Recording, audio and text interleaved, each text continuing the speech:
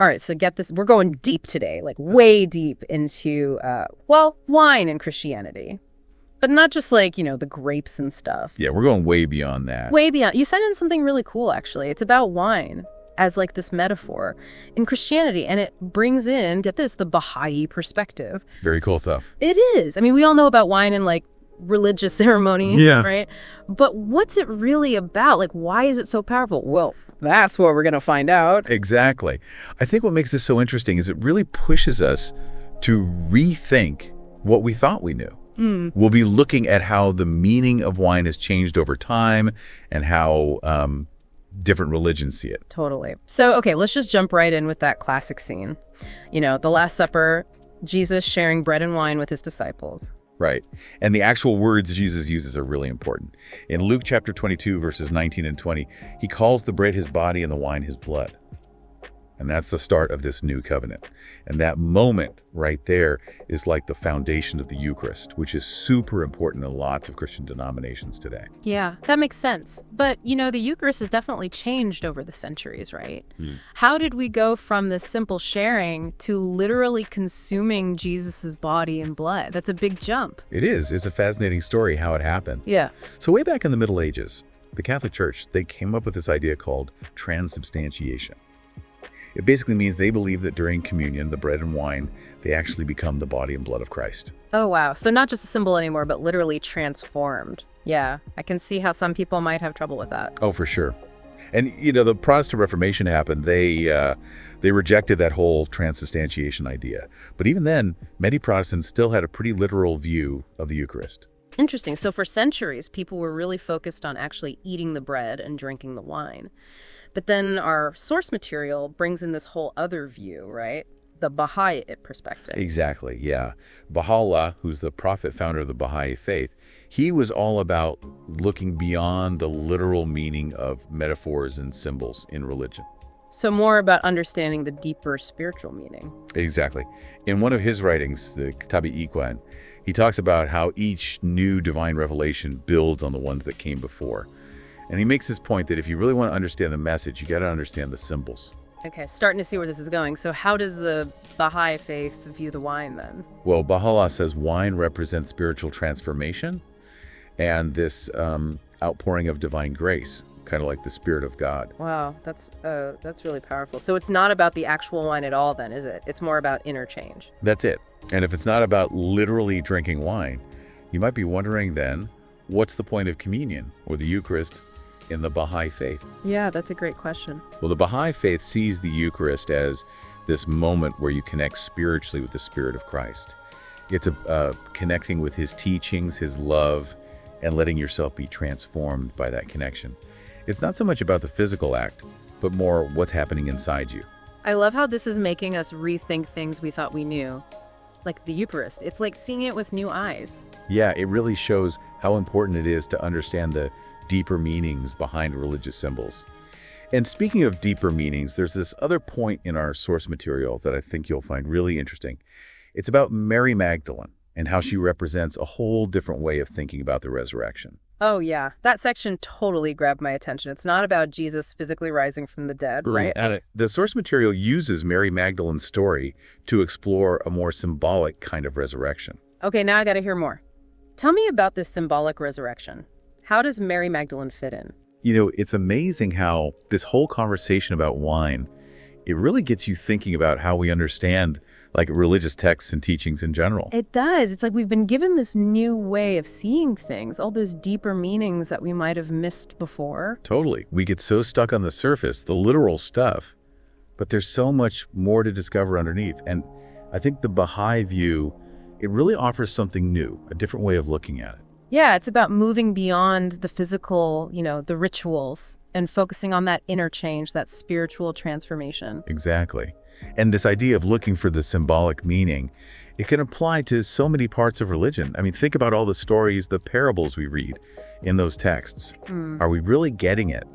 Or are we just scratching the surface, missing all that deeper symbolic stuff? That's such a good point. I've read so many parables where I'm like, oh, that's a nice story, but maybe there's a whole other level I'm not even seeing. It's hard to go beyond that surface level, for sure.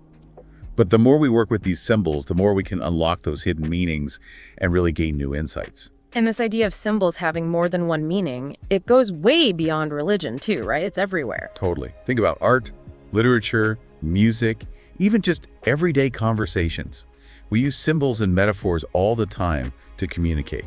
It's like we're speaking the secret language, but sometimes we forget to pay attention to all those little nuances that can completely change the meaning. Oh yeah, those nuances, they can really shape how we understand things, our whole perspective, even how we act.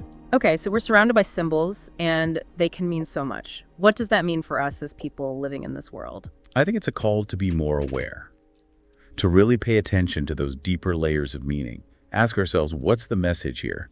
What is this symbol trying to tell me? Like being a detective, looking for clues, putting the pieces together to see the bigger picture. Exactly. And it also means being open to different interpretations. Realizing that there might be more to the story than we thought at first. That openness can be tough, though, especially when we run into views that challenge our own ideas. It can be uncomfortable, that's for sure. But I think that's where real growth comes in, when we push ourselves outside that comfort zone and try to understand those different perspectives. And I think the Baha'i approach to symbolism is a great example of that. It encourages us to think beyond the literal, to really embrace those spiritual metaphors and see the world in a whole new way. And that new way of seeing things can be so powerful. It can help us understand the world, connect with something bigger than ourselves, and find meaning in places we never expected. This whole discussion, it really makes you appreciate the power of metaphors. Absolutely. They can connect the concrete and the abstract in such a powerful way. It's like they make these complex ideas so much easier to grasp. And they can evoke such strong emotions and associations, like take wine, for example. It's connected to celebration, community, even sacrifice. It's more than just a drink, it's this symbol with a long history and so many layers of meaning. It's like metaphors give us a way to understand those things that are hard to put into words, those concepts that are just too big or too abstract. And that's what makes them so powerful in religion. Metaphors allow us to connect with those spiritual ideas in a way that feels real, relatable. Like the metaphor of light. It's often used to represent knowledge, truth, divine guidance. We can all understand that, even if we don't fully understand the concept of divinity itself. Exactly. Metaphors can also help us understand these complex theological ideas. For example, the shepherd and the flock. It's often used to show the relationship between God and humanity. It's such a simple image, but it speaks volumes about guidance, protection, love. And that metaphor goes across religions and cultures. We see it in Christianity, Islam, even ancient Greek mythology. It's amazing how metaphors tap into those universal human experiences, connecting us despite our different beliefs and backgrounds. And they can evolve over time, too, taking on new layers of meaning as cultures change and societies change. The metaphor of the body of Christ, that's a great example. It's been interpreted in so many different ways throughout history. At first, it was probably understood as this metaphor for the Christian community, the idea that all believers are united as one. But then, over time, it became more closely tied to the actual physical body of Jesus in the Eucharist. Exactly. And that shift in interpretation had a huge impact on Christian theology and practice. It really shows how metaphors can be both powerful and fluid, adapting to different contexts and interpretations. And that fluidity can be a source of both richness and debate, right? Absolutely. But I think what's important is to approach metaphors with curiosity, be open to those different layers of meaning, and have those respectful conversations about how we understand them. It's about remembering that metaphors are tools for understanding, for connecting with something bigger than ourselves. They're not meant to be taken literally, but to spark our imaginations and help us grow spiritually. That's beautifully said. It brings us back to the core message of this deep dive, the importance of looking past the literal and embracing those symbolic meanings. And recognizing the transformative power of those symbols, whether they're in religious texts, art, or even those everyday conversations we were talking about. It's about knowing that there's often more to the story than we see at first glance. And that the most profound truths are often hidden just below the surface, waiting for us to discover them. This has been such a thought-provoking conversation. It's amazing how something as simple as wine can lead us to such profound insights about symbolism, interpretation, and the power of metaphor. It really is. It speaks to the incredible richness and complexity of human thought and belief. Before we wrap up, there's one more thing from our source material that I want to touch on. It's kind of a twist on the typical resurrection story. and it focuses on Mary Magdalene's role. Oh, yeah. This is where it gets really interesting. I can't wait to hear more about this alternative take on the resurrection. Okay, so Mary Magdalene and the resurrection, but we're not talking about like the physical rising from the dead, are we? Not exactly, no. Our source material uses Mary Magdalene's story as this representation of a more symbolic resurrection. Okay, I'm with you. So how does her story, how does that fit into a symbolic resurrection? Well, after the crucifixion, she was obviously devastated, right? But then she becomes this source of strength. She's the one pushing the disciples, urging them to keep Jesus' mission going.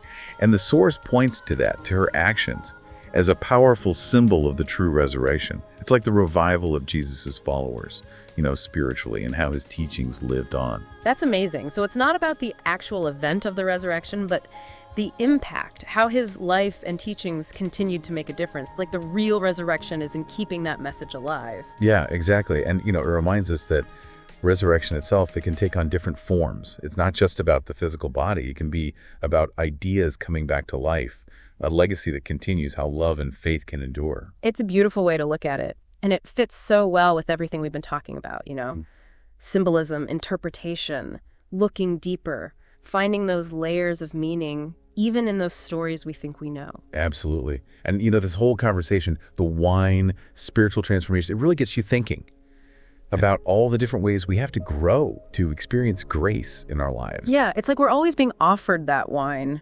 metaphorically speaking. Those chances to learn, to change, to become better versions of ourselves. Sometimes we see them right away, but sometimes, they're harder to spot. Oh, for sure. Sometimes those opportunities come disguised as, like challenges or setbacks. Even those moments when you're full of doubt. It's tough to see the potential for growth in those times. It's like they say, no pain, no gain. Right. Yeah. But it doesn't always have to be about suffering. Sometimes those opportunities, they come from joy, inspiration, even finding a new sense of purpose. It could be anything, really. Stumbling on a new idea that just grabs your attention. Or maybe a book that changes your whole perspective. Or even a conversation that really challenges how you think. It's so true. Just look at us. We started talking about wine, and now we're exploring all these ideas about symbolism, interpretation, spiritual change.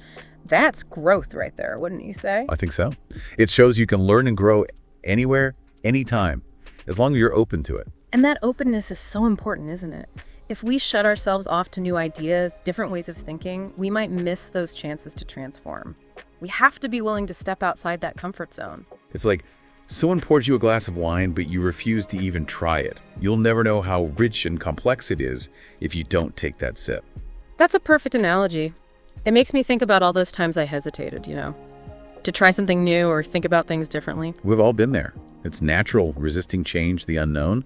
But I really believe the more we embrace those moments of uncertainty, the more we can be transformed by them. I love that. So, as we wrap up this deep dive, I want to leave our listeners with something to think about.